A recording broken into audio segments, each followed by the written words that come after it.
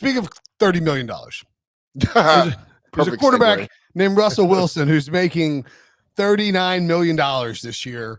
Woo! And he can make the full $39 million if he just sits at home and he gets paid by the Broncos. He can sit out the year. I mean, he's not going to do that, but released by the Broncos after, frankly, one of the more entertaining passive-aggressive source-offs between Sean Payton and Russell Wilson.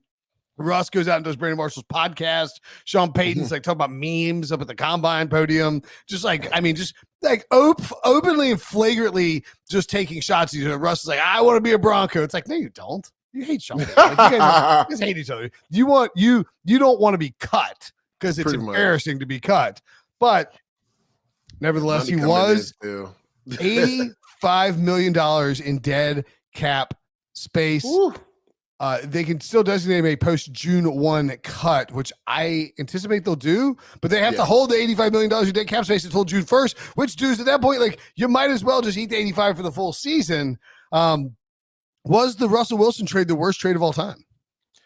I don't even think it's close, Will. Like, when you look at what the Denver Broncos had to give up to get Wilson, we're not even talking about the contract, right? We're just talking about compensation to get the services of Russell Wilson, right?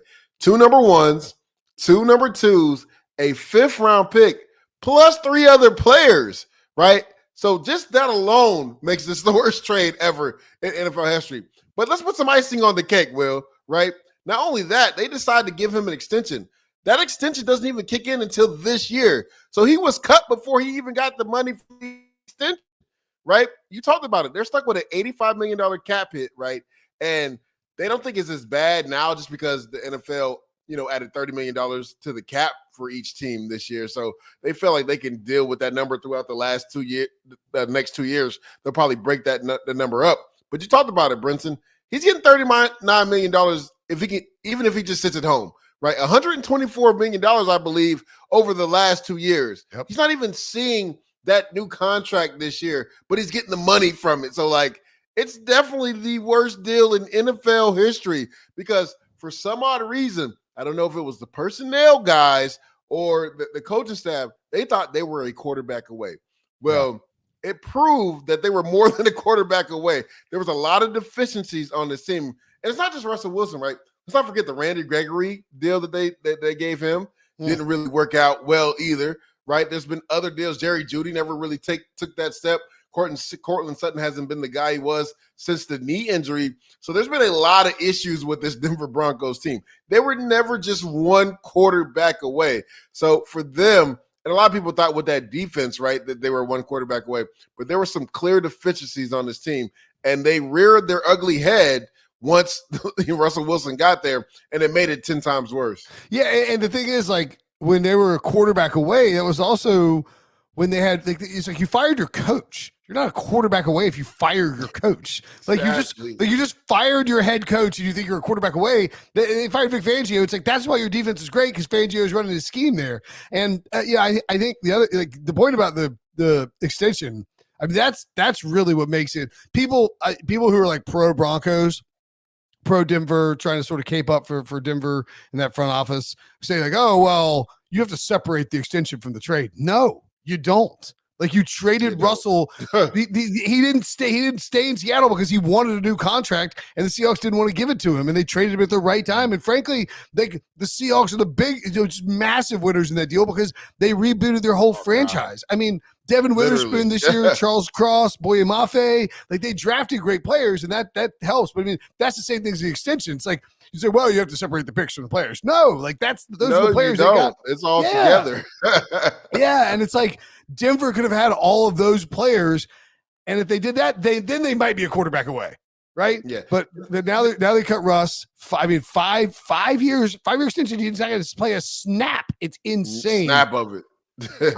I think what's interesting, and I wrote about this for CBSSports.com. You can read it, of course, on CBSSports.com. But one, worst trade ever. I agree with you, hands down.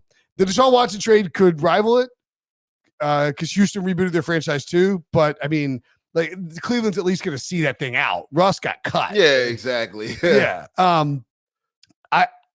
What's interesting to me is that, so Russell Wilson is not like a publicly spiteful dude. Yeah. but he keeps receipts 100%. He wouldn't let you know. He wouldn't say it out loud. I've talked to him. I talked to him when he was a rookie several times. Like I ended up with like 3 Russell Wilson interviews, and like by the third one, I gave one to local radio. The second one, I was like, he's like, "Oh, you again?" I was like, "Hey, can we just like?" When it wasn't really off the record. I was just like, "Dude, look, come on, you know, you don't like Tom O'Brien. Like he ran you out there, like, come on." And he's like, "Argh." I think that Russell Wilson, and somebody in the chat noted this, but Russell Wilson's PR team is leaking it out there. It seems well known that he will take the veteran minimum to play this year. And it's not because he's a great guy. It's because every dollar he earns from a new team is a dollar the Broncos don't have to pay him. And I think he wants the Broncos to pay as much as they possibly have to. For sure. Right. You got to be petty in this situation. Like, yes. If I'm him, I'm taking the vet minimum, right? That's what I'm taking. I'm taking the vet minimum to go somewhere. That way the Denver Broncos have to pay all that money, and that cap continues to hurt them, right? Because you decided to release me before I even took a snap on this new deal. Yes, exactly. And so I think he is going to go play for the vet minimum. And remember, Russ was sort of the original, here's how you can win on a rookie contract with a quarterback on a rookie contract, because he takes up so little of the salary cap space. In 2012 with the new CBA, he was the OG guy for that. Well, he can be the original guy who says, I'm like, because we see these guys get cut all the time. He's like, I want to take the veteran minimum, and you allow a team to build around you. To me, there's some very obvious landing spots. Pete Prisco doesn't think he's going to play. I think Atlanta could work. I think Minnesota could work if Kirk Cousins ends up signing elsewhere. I think the Steelers make a lot of sense. Yeah. And I think, speaking of petty, the Las Vegas Raiders play the Broncos twice a year. I mean, ruin Sean Payton's season by beating him. That could be true. Yeah, what do you think about landing spots? Do you think he ends up as a starter, or do you think he has to back up a young guy somewhere? Yeah, I think a couple of the teams you hit on make a lot of sense. The Pittsburgh Steelers, I think going in there with Mike Tomlin would tell him, like, hey, just don't lose us the game. Even though their defense hasn't been the championship defense that we're accustomed to seeing from the Pittsburgh Steelers, I think he would tell Russ, we just need you to be a really good game manager for us, right? We don't need you to do anything crazy. Right, you don't need you to come in here and be Mr. Unlimited, right? We need you to be limited. Yeah, limit yourself. Limit yourself, pal. Yeah, so I think that makes a lot of sense. Plus, we just got to see where Russell's head is. Like, would he be a good mentor for a guy? Because just hearing his interview, it sounds like he still wants to start. I don't know if he'll be just given a starting job. I think he's going to have to compete for it, and rightfully so. I think he's at that part of his career where, in regards to him still playing at an elite level, we haven't seen it now. Did he play a lot better? Yes, last year, yeah, for sure. But he had nowhere to go but up from what they did the year before. So the Atlanta Falcons, there's rumors that Kirk Cousins could potentially be going there, which that came out of left park. I did not see that one happen at all. I kind of thought the deal for Justin Fields would have been done already in regards to him going there. Minnesota lets Kirk Cousins go. That they're tripping. Like, there's no way you let Kirk Cousins out that door. Right. I don't care about your ego, about having not wanting to guarantee. Give him a 2-year fully guaranteed deal. Yeah. That way you can sign Justin Jefferson, because that lets you know how Kirk Cousins is.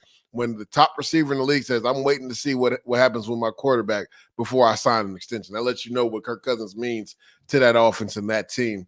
Another team, like you said, the Las Vegas Raiders, they're most likely going to draft the quarterback. The interesting thing is, how aggressive will they be in the draft and potentially moving up? There's rumors that they could try to move up. Russ makes a lot of sense to be like a mentor. But again, this comes down to Russell Wilson understanding where he, one, is at in his career, and two, is he comfortable doing that, or being a bridge quarterback where they could maybe draft a guy but not start him right away and let Russ start the season. And then if things go sideways, you put your young quarterback in there and see what he got. So those 3 teams make the most sense to me. I heard some off the wall outlandish theory that the New York Jets could be a potential place for Russell Wilson to go. And it makes sense in theory, just because they did say they wanted to bring a veteran in there. But I just don't see him and Aaron Rodgers being in the same locker room, especially if Russell wants the opportunity to potentially start.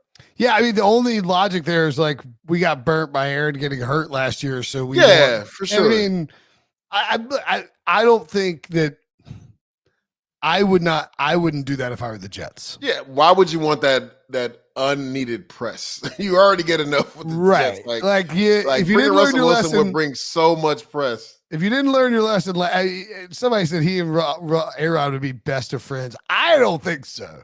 I don't think so at all. I think they would. I think Aaron. If the Jets signed Russell Wilson, You might feel a type of way, huh? I think that Aaron Rodgers would be pretty pissed off.